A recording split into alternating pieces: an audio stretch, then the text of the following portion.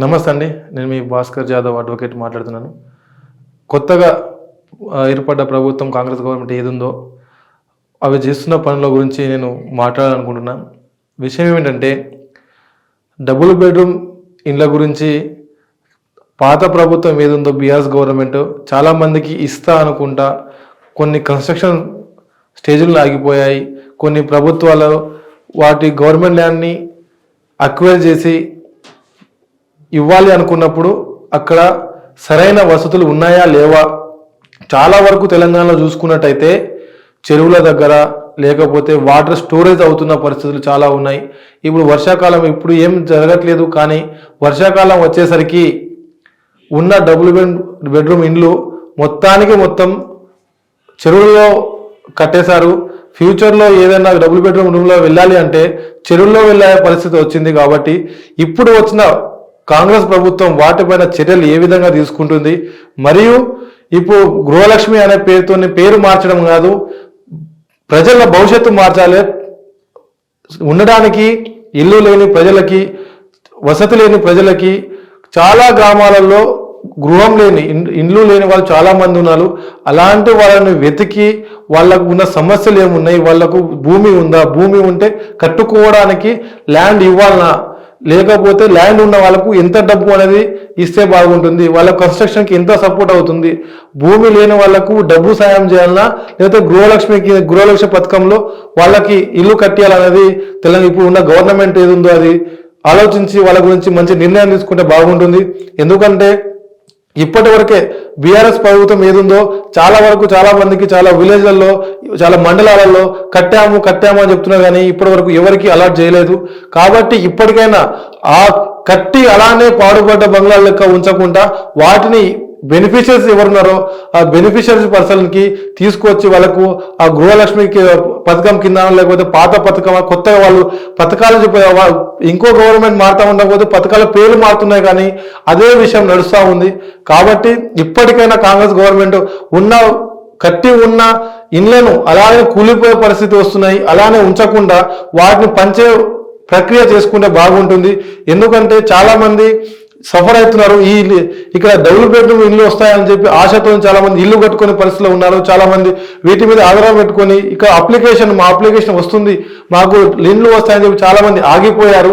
వాళ్లకు భరోసా ఇవ్వడానికి కట్టిన ఇల్లు ఎవరికి ఉపయోగం లేకుండా అలానే కూలిపోకుండా చెరువులలో ఉన్న వీళ్ళని లేకపోతే వారికి ఇలాంటి వసతులు కలిపియాలో వారికి కలిపించి ఎవరు బెనిఫిషరీస్ ఉన్నారో వాళ్ళకి ల్యాండ్ ఇచ్చి వాళ్ళని ఆదుకుంటే బాగుంటుందని నా ఆలోచన. ఎందుకంటే ప్రభుత్వాలు మారుతున్న కొద్దీ పేర్లు మారుస్తున్నారు, కానీ వాటికి బెనిఫిషియరీ ఇచ్చే ప్రయత్నం మనం చేయట్లేదు. ఎందుకంటే ఇప్పటికి కట్టిన 100 ఇండ్లు కడితే ఒక 20 ఇండ్లకు ఇవ్వలేని పరిస్థితిలో టీఆర్ఎస్ గవర్నమెంట్ ఉండే. కాబట్టి ఇప్పుడు ఆ నిర్ణయం తీసుకుని కొత్త గవర్నమెంట్ ఎన్నుకున్న ప్రజలకి ఈ ఉన్న ఇళ్లను పాడుపడ్డ బంగాళ లెక్క అన్నీ ఉంచకుండా వాళ్ళకు చాలా మందికి ఉపాధి చేసుకోవాలంటే, ఎందుకంటే ఒక హైదరాబాద్లో ఉంటున్న వాళ్ళు కావచ్చు, బయట ఉంటున్న వాళ్ళు రెంట్కు తీసుకోవాలంటే మినిమం 5 నుంచి 10,000 రూపాయలు వాళ్ళు రెంట్కు పెట్టుకున్నారు. అలాంటి వాళ్ళకు కేటాయిస్తే వాళ్ళకి ఆ 10,000 రూపాయలు మిగిలితే వాళ్ళ పిల్లలకు కానీ వాళ్ళ పిల్లల భవిష్యత్తు కానీ వాళ్ళు ఉపయోగించుకుంటారు. కాబట్టి అలాంటి బెనిఫిషరీస్ ఎవరెవరు ఉన్నారో వాళ్ళు అప్లికేషన్ ఐడెంటిఫై చేసుకొని వాళ్ళకి ఇస్తే బాగుంటుందని ఇప్పుడు కొత్త వచ్చిన గవర్నమెంట్ మేము కోరుతున్నాము. ఎందుకంటే పాత గవర్నమెంట్ ఏం చేశారు, బీఆర్ఎస్ గవర్నమెంట్ చేసిన తప్పులు. ఎందుకంటే చాలా మంది ఎమ్మెల్యేలు కండక్ట్ చేసినప్పుడు బీఆర్ఎస్ ఎమ్మెల్యేలు ఏం చెప్పారంటే, నా పార్టీలో తిరిగే వ్యక్తులకు మాత్రమే నేను ఇల్లు ఇస్తాను, వాళ్ళకు ఉద్యోగాలు ఇస్తాను అని హామీ ఇచ్చిన వాళ్ళు చాలా ఓడిపోయారు. కాకపోతే ఏం చెప్తున్నాం అంటే వాళ్ళు చేసిన తప్పులు చేయకుండా. భాస్కర్ నాయక్ గారు, ఈ 10 నెలల్లో నిజంగా పేదలకు ఇల్లు అసలు కట్టించలేదంటారా? కట్టించారు, కట్టి అట్లనే ఉంచారు, ఎవరికి అలాట్ చేయలేదు, పేదలకు ఇవ్వలేదు. ఇచ్చి ఉంటే ఇప్పటివరకు మీరు ఏ విలేజ్ కైనా వెళ్ళండి, ఏ గ్రామానికైనా వెళ్ళండి, హైదరాబాద్ సర్కిల్లో వెళ్ళండి, మీరు వెళ్తుంటే ఎలా ఉన్నాయో అలానే ఉన్నాయి తప్పించి అలాట్ చేసినట్టు ఎవరికి ఇవ్వలేదు. అలాట్ చేసి ఇది ఒక గ్రామం లేకపోతే ఒక నియోజకవర్గం ఒక జిల్లాలో ఉందా? యావత్ తెలంగాణలో ఇదే సమస్య ఉందండి. ఎందుకు ఈ మాట అంటున్నానంటే, మీరు 100 ఇళ్ళు కట్టాము, 20 ఇళ్ళు కాదు, 100 ఇళ్ళు పంచి ఉంటే ఆ ఇల్లు అలానే ఉపయోగపడుతుంది. ఇప్పుడు ఉపయోగపడకపోవడం వల్ల ఎలా ఉంది అవ్వలేదు, అలానే పెచ్చులు ఊడిపోయి కూలిపోతున్న పరిస్థితులు ఉన్నాయి. ఇంకోటి పాత గవర్నమెంట్ చేసిన బ్లండర్ మిస్టేక్ ఏంటంటే, గవర్నమెంట్ ల్యాండ్ చెరువు దగ్గర ఉంది కాబట్టి చెరువులో కట్టేశారు. దానివల్ల వర్షాకాలంలో ఉన్న ఆ డబుల్ బెడ్రూమ్లు అన్నీ మునిగిపోతున్నాయి. ఏదో కట్టాము అంటే కట్టాము అన్నట్టు కాకుండా దీనివల్ల ఎంతమంది బెనిఫిట్ అవుతున్నారు అనేది ఆలోచించిస్తే బాగుంటుంది. ఎందుకంటే పాత గవర్నమెంట్ ఏది ఉందో బీఆర్ఎస్ గవర్నమెంట్ వాళ్ళు చేసిన తప్పులని వెతికి దాన్ని రెక్టిఫై చేసుకొని ఇప్పుడు కొత్తగా వచ్చిన కాంగ్రెస్ గవర్నమెంట్ చేస్తే బాగుంటుందని ఆలోచన. ఇప్పటికైనా వాళ్ళకి చేసిన తప్పులు చేయకుండా గతంలో ఈ డబుల్ బెడ్రూమ్ సంబంధించిన ఇల్లు ఇవ్వలేదని చెప్పేసి అంటా ఉన్నారు. అప్లికేషన్లు పెద్ద ఎత్తున పెట్టుకున్నారు, దానికి ఖర్చు అయింది. తర్వాత వచ్చేసేసి ఎమ్మెల్యేలకు సంబంధించిన వ్యక్తులకి అని చెప్పేసి అదొక విమర్శ ఉంది. తర్వాత దానికోసం డబ్బులు ఇచ్చారని చెప్పేసి అని, ముఖ్యంగా సమ్ కమిషన్ తీసుకున్నారని చెప్పేసి అనేది కూడా సాక్షాత్ కేసీఆర్ గారే మీరు కమిషన్లు తీసుకుంటారని నా దగ్గర చిట్టా ఉందని ఎమ్మెల్యేలు గారిని అనడం జరిగింది.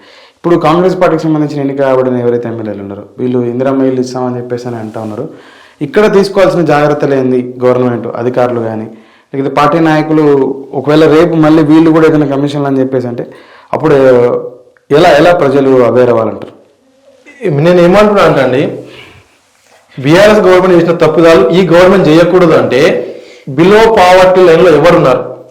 నిజానికి కొందరు ఇప్పుడు చాలా మంది అప్లికేషన్ పెట్టుకున్న వాళ్ళు భర్త పేరు మీద ఇల్లు ఉంటే భార్య అప్లై చేసింది, భార్య పేరు మీద ఇల్లు ఉంటే భర్త అప్లై చేశారు. అలాంటి తప్పుదాలు చాలా వరకు విలేజ్లలో గ్రామాలలో ఉన్న ఎవరెవరు అధికారులు ఉన్నారో వాళ్ళు అందరూ అప్లికేషన్ తీసుకున్నారు. కానీ దీనికి అర్హులు ఎవరు? బిలో పావర్టీ లైన్లో ఎవరున్నారు? వాళ్ళ ఇన్కమ్ ఎంత ఉంది? వాళ్ళ ఇన్కమ్ లో ఇన్కమ్ ఉందా, బిలో పావర్టీ ఉందా, వాళ్ళకి అసలు ఇల్లు ఉందా, ఫస్ట్ నుంచే ఇల్లు లేదా, లేకపోతే ఇప్పుడు కొత్త కట్టుకోలేకపోతున్నారా అనేది చూసి ఆ బెనిఫిషరీస్ ఎవరున్నారో వాళ్ళని వెతికి తీస్తే బాగుంటుంది. ఎందుకంటే సాక్షాత్తు కేసీఆర్ గారు ఒప్పుకున్నారు, మా ఎమ్మెల్యేలు ఇందులో కమిషన్ తీసుకుంటున్నారు అని ఒప్పుకున్నారు. ఒప్పుకొని వార్నింగ్ ఇచ్చారు, మీరు తీసుకున్న వారికి వస్తుంది కాబట్టి మీరు ఇలాంటి పనులు చేయకూడదంటే దాని మీనింగ్ ఏంది? వారు ఆల్రెడీ కమిషన్ తీసుకుంటున్నారు కాబట్టి వాళ్ళు సీఎం చెప్పారు. ఆ తప్పుదారి జరగడం వల్లనే ఆ గవర్నమెంట్ అనేది మళ్ళీ రాలేకపోయింది. సేమ్ అదే తప్పు ఇప్పుడు ఉన్న ప్రభుత్వం చేయకపోతే ఎవరు బెనిఫిట్స్ ఉన్నారో ప్రతి విలేజ్ లో 100 ఇల్లు ఉంటే 100 ఇల్లు ఎవరో 1-2% మాత్రమే నాకున్న ప్రకారం 10% ఒక 2% మాత్రమే ఇల్లు లేని వాళ్ళు ఉన్నారు. బిలో పావర్టీ ఇల్లు కట్టుకోలేని పరిస్థితిలో ఉన్న వాళ్ళు ఉన్నారు.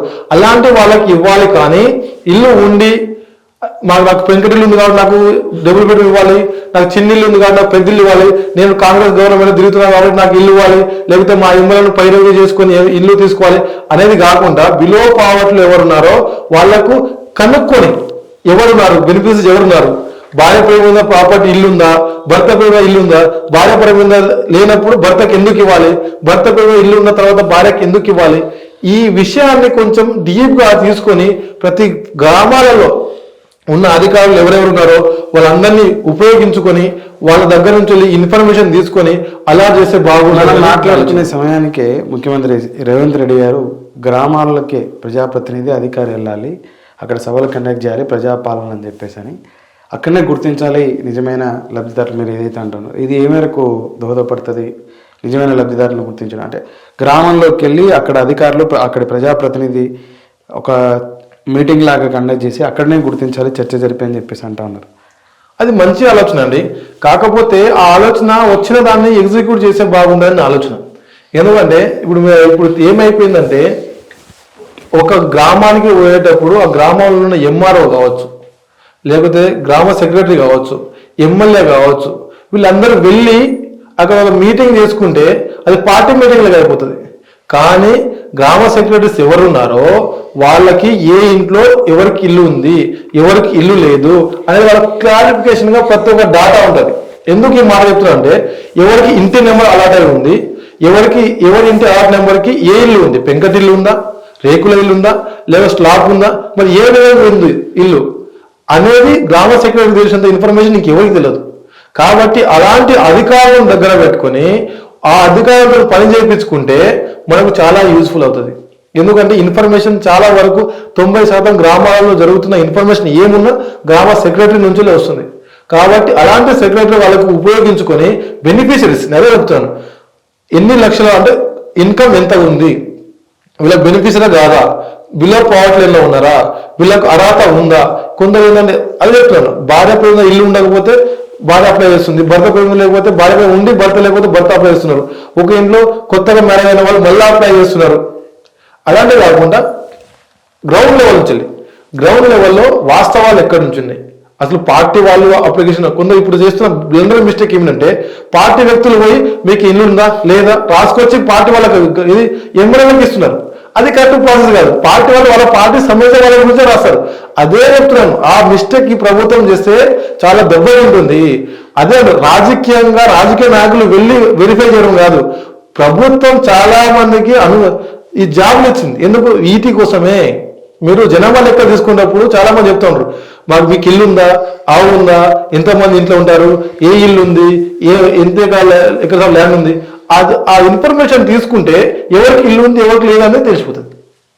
ఆ రికార్డు తీసుకుని ఎవరు బెనిఫిషియరీ అనేది డిక్లేర్ చేస్తే సరిపోతుంది.